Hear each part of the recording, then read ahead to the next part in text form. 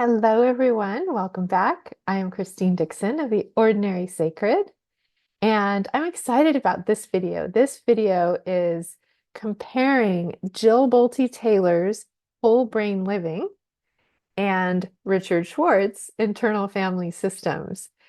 So I was listening to a podcast recently, Mayim Bialik's Breakdown, and she had Jill Bolte Taylor on. Now, I have read both of Jill Bolte Taylor's books. I read Whole Brain Living back in 2021 when it came out, and I thought then, wow, there's so many parallels with IFS. But as I was listening to the podcast, I had this similar feeling that I had when I watched Encanto.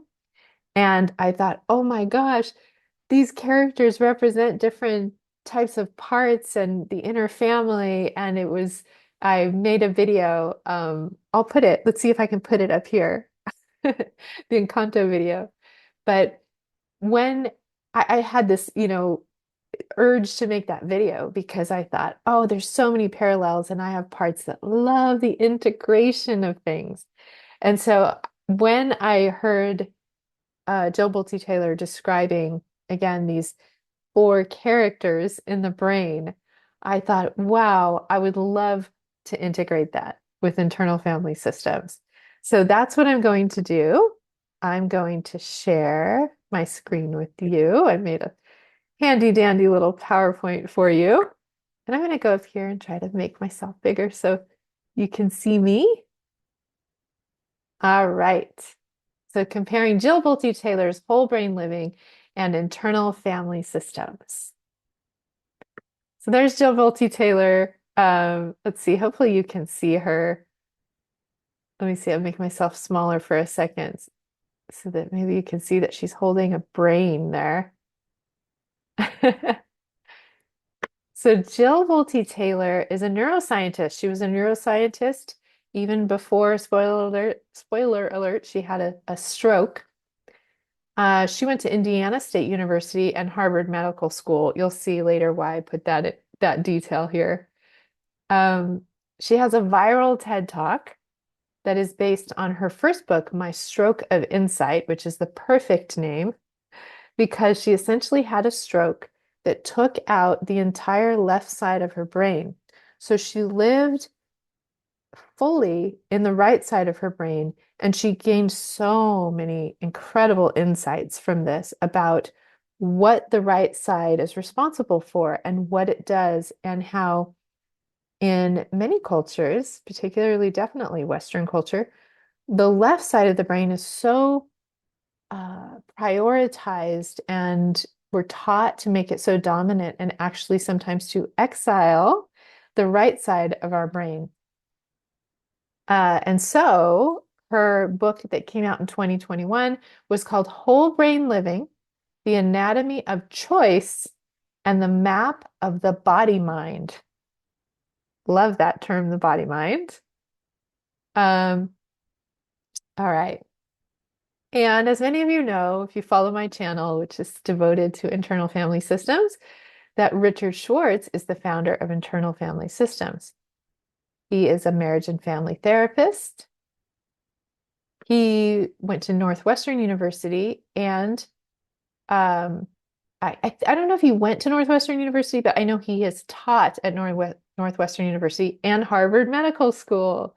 So I just wanted to make that connection between the two of them. He is the founder of Internal Family Systems. So grateful to him for that.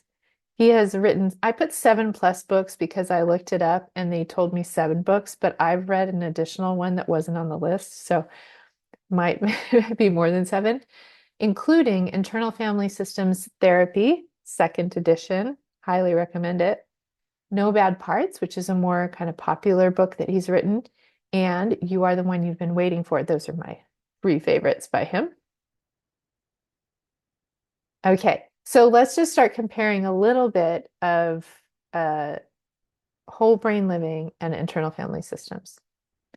So whole brain living really focuses on the anatomy and the function of the brain, the physical brain.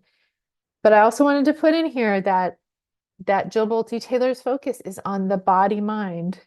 And yeah, I encourage you to read the book. It's really fascinating. And her goal really is to give practical ways to help develop both sides of the brain and integrate them and have access to the four different parts that she talks about. Now, internal family systems focuses more on the psychological parts that are found in the body and the mind and therapeutic ways to help them. Now, this is a funny little thing. I decided that I wanted to ask ChatGPT, what would you say about comparing whole brain living and internal family systems? And it was saying, well, whole brain living is focusing on the physical, and um, internal family systems is focusing on the psychology and the more of the mental, and it's more therapeutic. It's more of a path forward, and it's more, I guess, clinical. It needs to be with a therapist, whereas Jill Bolte Taylor is giving practical steps. Now, I would say, my whole lifestyle is about IFS. I think IFS is incredibly practical, and that's part of what I do is try to help make it practical. But it was interesting what ChatGPT said. Um, Whole brain living describes these four characters. We're going to go into more detail about these four characters in the brain and how to have conscious choice around when to use them. Internal family systems describes three types of parts or subpersonalities and the true self. So there's four in each one. Whole brain living desires to integrate the cognitive and emotional capacities of both hemispheres of the brain. And another way of saying this in IFS, in my opinion, is to bring the parts under self-leadership.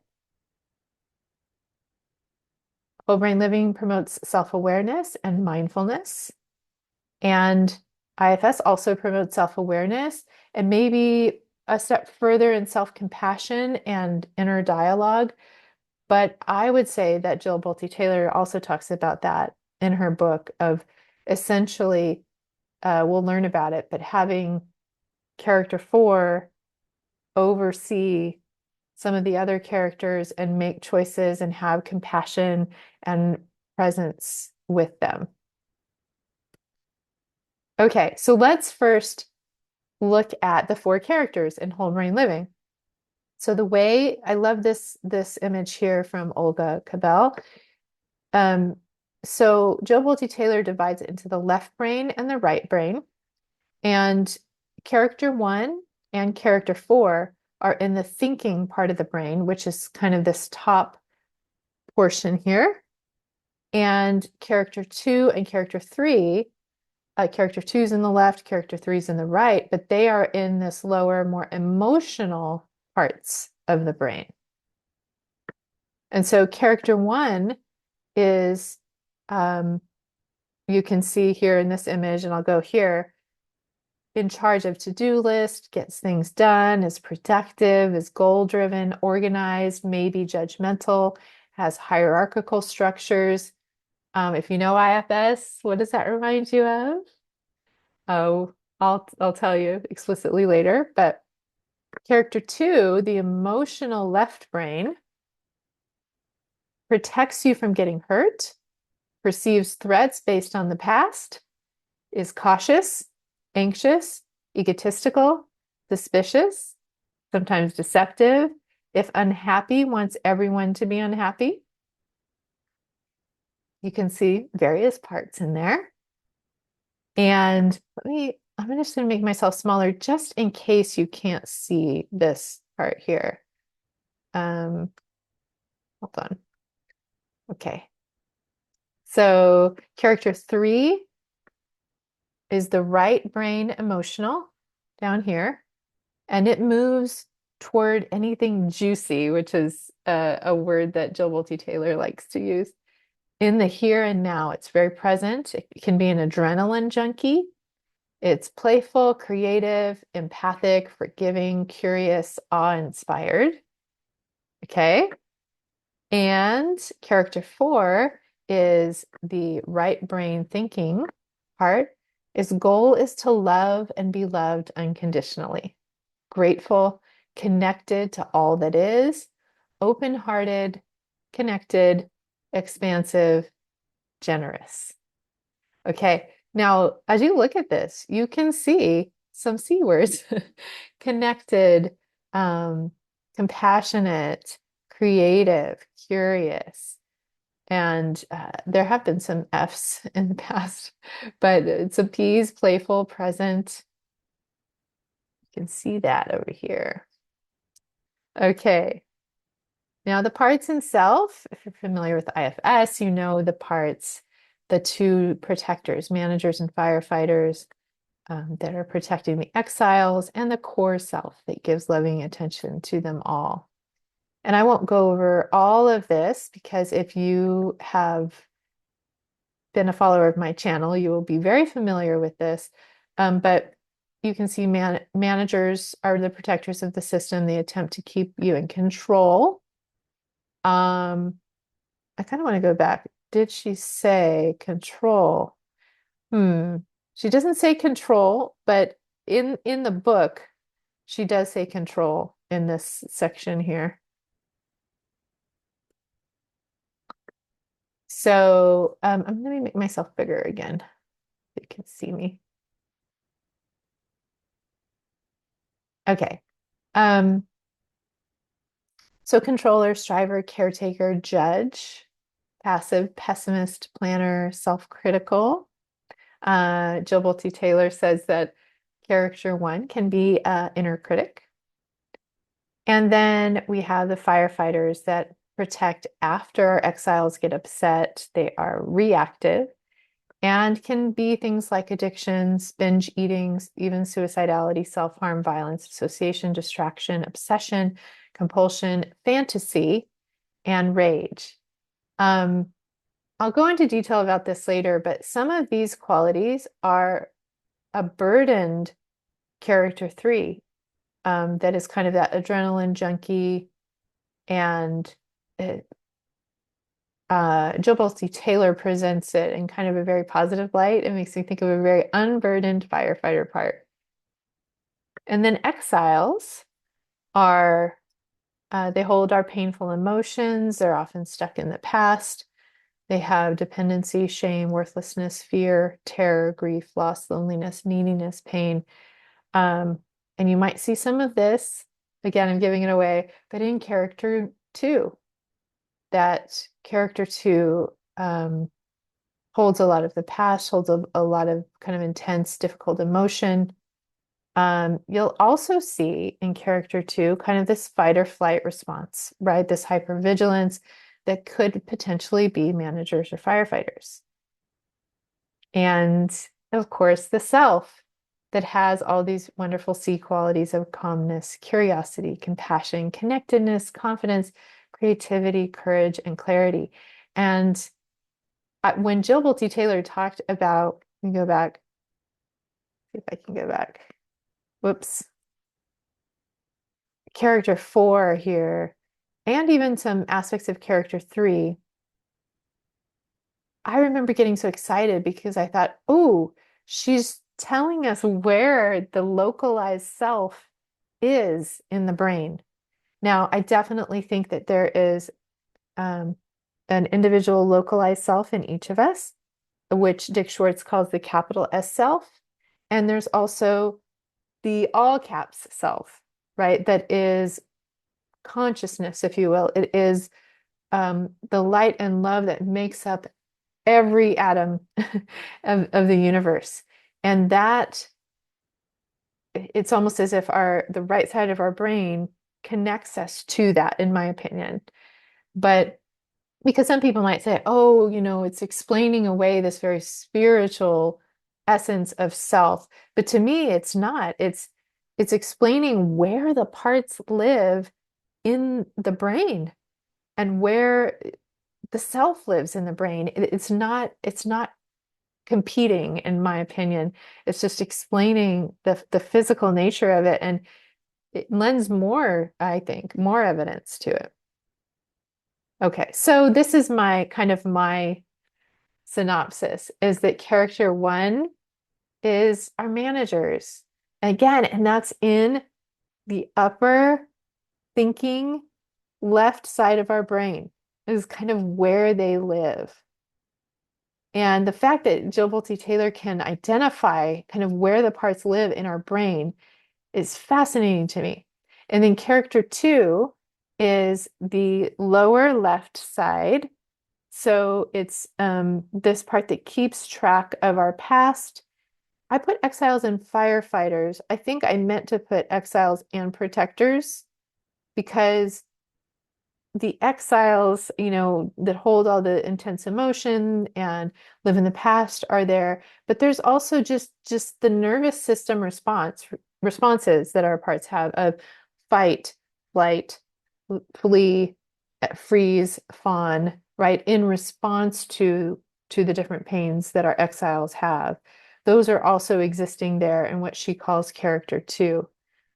Um, and then character three, which is in the lower right side of our brain, I feel like she's describing healthy firefighters that are playful and present and love adventure and are just, like she said, in the juiciness of the moment.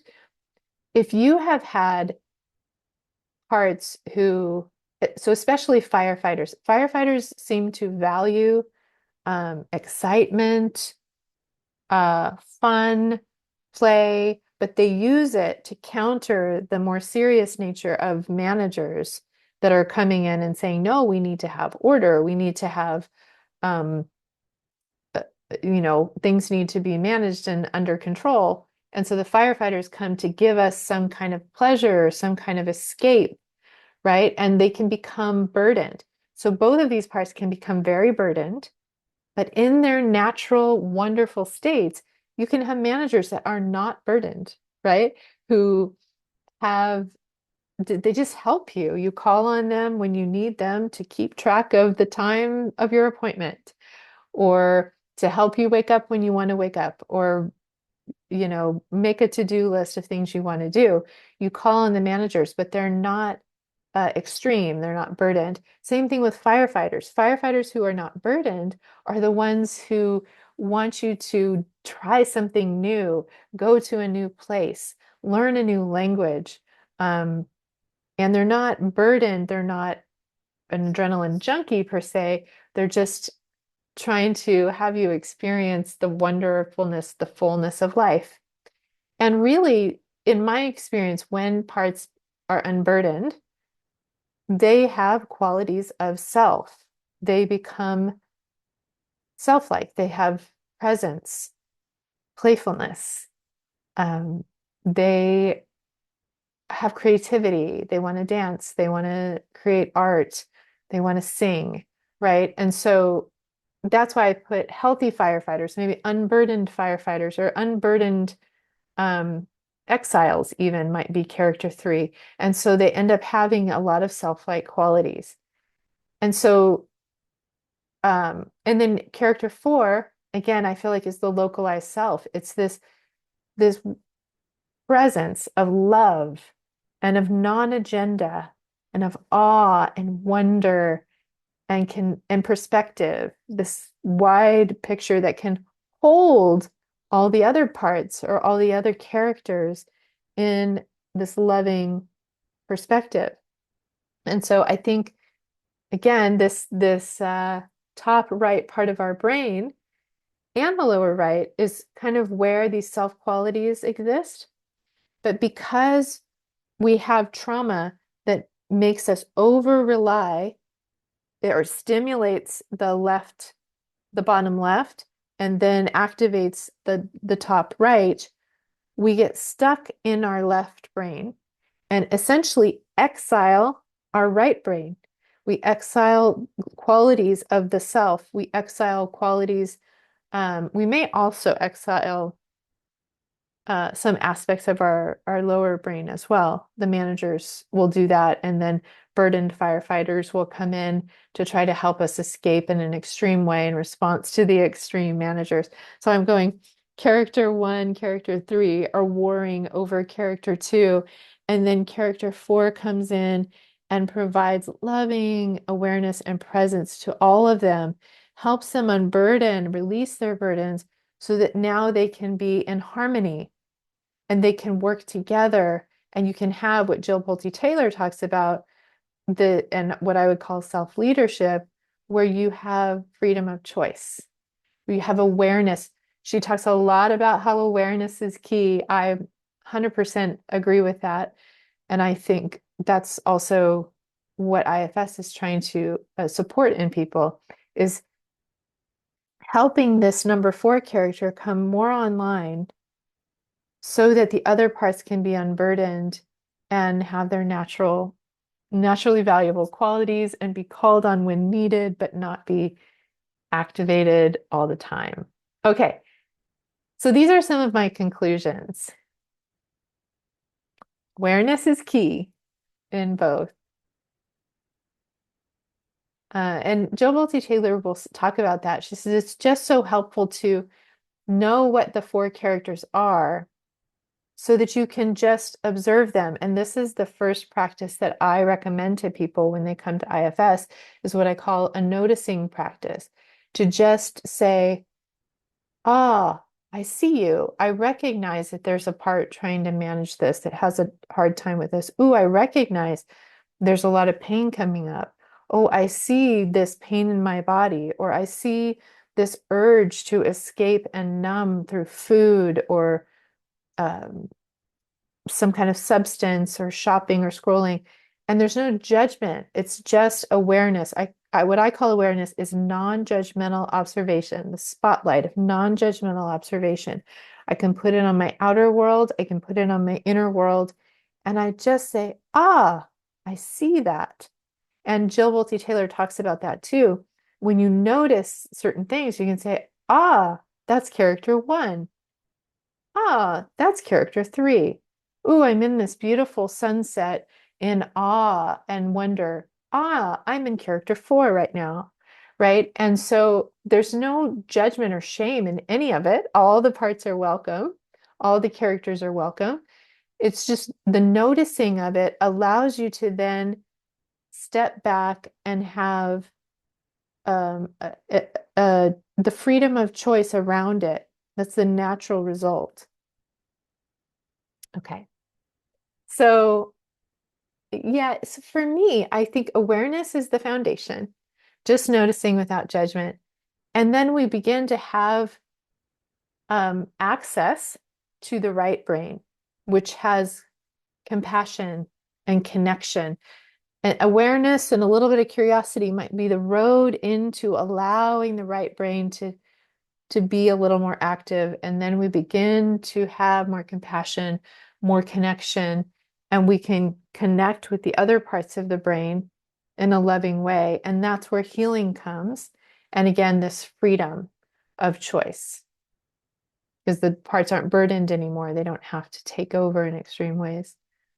So the goal is integration of all the parts or characters, right? All in IFS, all the parts, the managers, the firefighters, the exiles, in Jill Bolte Taylor, the characters, the different parts of the brain, under the benevolent leadership of self or presence, so that we can make conscious choice in any and every given moment. Ooh, look at that. Self-leadership leads to conscious choice. Yeah, and this was the cool thing for me is, what if Jill Bolte Taylor is explaining to us where locationally the parts and self exist in our brain? That is so, so cool. And they're just coming from different angles to describe the same experience. This happens in so many cases, right? When people are using different language, different kind of paradigm or structure to describe an experience. And they're coming at it from different angles, right? One is explaining the science of the brain and what its job, its different parts of job is, and what it's like for that part to take over. And the other is really relational. What I love though about Jill Bolte Taylor is she didn't have to say that the different parts of the brain are characters. I think this is where she puts a bridge to IFS, because when she calls them characters, she allows us to relate to them, to interact with them, to notice them, to have relationship with them, to connect. And that's where the healing happens. And that's what IFS is so wonderful at doing, is facilitating the self to part relationship, so that there's healing. And I really feel like they're both interested in that. So I said, regardless of which approach you take, more self-awareness and self-compassion will lead to healing and freedom. And so, again, I love to integrate things. And if you are, I would say, even if you're new to IFS and it's confusing to you, kind of all the different parts, and there's these different types of parts, but then there's lots of parts within them, and it feels overwhelming to you. Um, it might be helpful to get Jill Bolte Taylor's book, or just research the different characters and just begin saying, what of these 4 categories does it fit in? Or you might do that just with managers, firefighters, exiles, and self. Oh, when I'm experiencing this, what would it be? Like, just putting it into 4 categories instead of trying to identify everything about it. Because really, the way that you begin identifying all the details and fleshing out the parts, they don't just come to you in HD fleshed out.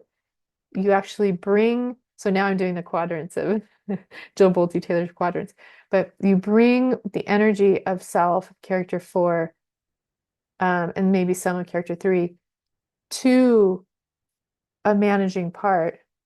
You bring curiosity and wonder and love to them.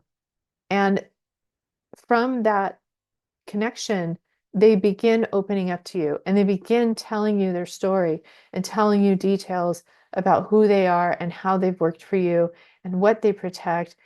And it's just like getting to know a person, right? You meet the person for the first time. You don't know everything about them. You don't know anything about them at first. But as they trust you, they might begin opening up and revealing lots of different layers of themselves to you until you feel closer and more connected. And so that's what happens. So if you can just identify like, which part is this? Oh, that's some self energy right there. I just felt some genuine, non-judgmental curiosity, or I felt flow and playfulness, right? There's some of character 3 or self energy. Oh, here I have a part that's really, really in pain, and it's really stuck in the past, right? And there's a non-judgmental observation of that part. That's so interesting. Ooh, I see this part working really, really hard to check all the locks before I go to bed. Or that could be here or here. But again, you don't have to say, oh, that is definitely a character 2. It's just about getting curious and being aware of it and wanting to learn more about it. And as you become more self-aware, you have more self-love, self-compassion, um, you'll you'll be able to have more freedom of choice. So tell me what you think in the comments below. Do you think I'm crazy for trying to connect these two? Do you think they're not compatible? Do you think there's any connections that I missed? If you're familiar with the two, do you have any questions? Feel free to put all that in the comments below.